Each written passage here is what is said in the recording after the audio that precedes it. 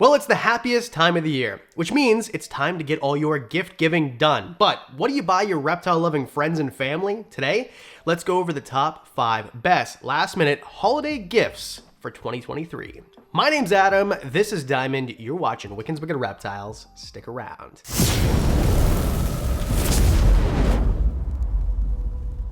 Now, obviously, people who love reptiles love other stuff, but I'll tell you what, it brings a special joy to my heart when my friends and family know enough about me that they buy me reptile-related things. Of course, the most important part of the holidays is your friends and family, but when there's gift giving involved, I think that you should maybe start with number 5, hooks and tongs, okay? If you're a reptile keeper and you have multiple reptiles, you know these things disappear. I don't know how they disappear, I don't know why they disappear, but they do. Hooks and tongs. So when you're feeding reptiles, you have sets of tongs. Small tongs for small animals, big tongs for big animals. And I mean, they're not expensive, but if you have to buy them over and over and over, it kind of starts to add up. I don't want to buy this hook again. This hook was like 40, 50 bucks, something like that. And if you're balking and you're saying, well, I'm not buying my friend a $50 gift. Hey, don't blame you, no problem. You can make one. I think Eric Chambers is the guy that I saw. The guy who used to work for Brian Barchuk at the Reptarium, and he made one out of a golf club. So you go to a flea market, get a golf club for $4, and then you can make one that looks just like this. So that's what I recommend. Of course, tongs and hooks don't all come the same. You can buy really good ones, like for example, the extendable ones, the extendable hooks. Those might be good for tiny little corn snakes and hognose snakes, but they're not good for ball pythons. They're crap, they're garbage, do not buy those. Buy something that is sturdy. This thing I've had no issues with. I don't even know what the material is that it's made of, but either way, I recommend tongs and hooks because they just go missing for some reason. Your reptile friend is going to need them. So number 5 is tongs and hooks. Number 4 is something we've never talked about before. I don't need this hook anymore. It's something, don't fall. Number 4 is something we don't talk about very often, and it's really good for this time of year in a lot of climates. I'm talking about smart heaters, okay? So space heaters save my bacon. And I know what you're thinking. Well, space heaters can be kind of, well, difficult to run in terms of paying for them because they can be expensive. But if you have a room like this, for example, and you have all these lights and all of these heat elements, and instead of using heat elements at night, shut them all off and use one space heater to heat the room to your desired temperature. And I want to say thanks to Govee for sponsoring today's episode and sending me a couple really great space heaters that I've been using. Now, let's prefix this. I've been a Govee customer for way longer than they sponsored me. All of my automation I bought from them, which we'll go over in a second. And of course, they did send me these 2 heaters, and they're different, and they're good for different purposes, and I want to tell you why. First of all, the reason I recommend these heaters is just they're safer. They have tip over protection. So if for whatever reason a snake got loose in your room or a gust of wind, I don't know, a ghost, whatever, it pushes over your space heater, they turn off. And also because they're smart heaters, they're smart devices, comes right to your cell phone. So it lets you know that one of them has been pushed over. So it's kind of like a double whammy. Your house isn't on fire and you know something's wrong in your reptile room. Also, both of these space heaters, you can choose. Do you want it to be 78 degrees, 75 degrees, 81 degrees in your reptile room at night? These have thermostats built into them, so they're going to keep a constant temperature. Rather than the old school ones where it just goes and goes and goes and maybe it's 100 degrees, these ones don't do that. It works kind of like a thermostat in your house. Plus, it has a cool ambiance because it feels like there's a fireplace and it's literally built into this very powerful, larger space heater. Medium-sized space heater, the smaller one that I'm showing you, this one's great too because you can actually put it horizontal. So if you wanted to put it on a mantle or something like that, it works not only vertically, but you flip the feet out and it works horizontally too. This is great because heat rises, so if you want it to be on the floor and you really want that heat to be dispersed on the floor and then rise its way up, I recommend putting it horizontally. And you guys know I'm obsessed with smart technology. It's just so easy. So you can tell your Google Assistant or Alexa to turn it on, turn it off. You can schedule it so every night it turns on and off at the same time. You can change it right from your phone. So tonight's a little bit cooler. You don't have to go down to your reptile room or up or wherever it is. You can change right from the app to whatever temperature you want it to be, whatever fan mode you want it to be, change the timer. And you can do that through your phone. You can do that through your assistant. You can do that through your voice.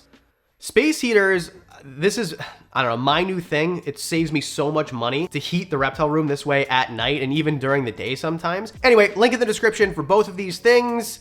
Thank you, Govee, for sponsoring today's episode. I do stand behind these products. I use them both. Let's move on to number 3. Number 3, automation. So this is piggybacking on the last one. So it doesn't really matter if it's misting systems, foggers, some sort of humidity system that isn't one of those two, lights, switches, heat. It doesn't matter. All of this stuff can be automated and, in my opinion, should be. Especially things like misting systems. If you're going around and you have a room like this and you're spraying, you're gonna use 5 gallons of water before you get through all of this, and it's gonna take you an hour through a pressurized hose. So instead, you can buy misting systems, which go off during certain times. You can buy humidity controls that will set off the misting system if it gets below a certain humidity. Same thing with foggers. There's really great ideas out there for doing this. And then of course, since the very beginning, I've been using smart automation to turn my lights on and off. So every day when the sun goes up, the lights come on. Every day when the sun goes down, the lights go off. And you can set this to 12 hours, 16 hours, whatever you want. But either way, to go around and flick, like, it's not 1998 anymore. Let's go ahead and get with the times, get with the future. I can't even imagine having to wake up every morning and flick it on and then flick it off at night. Like, it just doesn't make sense if you have more than a few reptiles. Plus, a lot of automation as well. I mean, we're gonna get more into it. Has warnings and triggers and things like that for safety of you, your house, and your reptiles. Number 2, temperature guns and thermostats. So I'm kind of piggybacking here, but I use a temp gun. So basically what this is you point a laser. Sorry to like blind you if it actually did blind you. And then it tells you what the temperature of whatever that is. So the lens is 74 degrees. This is for basking spots. This is for surface temperatures. And then you can buy things like smart thermometers and hygrometers. And they're great too. Well, it's kind of like with automation, because then you can check from anywhere in the world, or if it's a Bluetooth one, anywhere in your house, what the temperature is right on your phone. And a lot of these have built-in features where if it gets above a certain temperature or below a certain temperature, it sets an alarm and lets you know. And then thermostats, I mean, you can use seedling thermostats or you can use big brand thermostats. It doesn't really matter, but if you're using heat tape, bulbs, heating elements, heat panels, whatever, I always recommend putting them on a thermostat. In fact, I think it's kind of silly not to and really dangerous. So it just depends. What does your friend use? Is your friend using something that has a built-in thermostat? Already have a thermostat? Do they need one of these?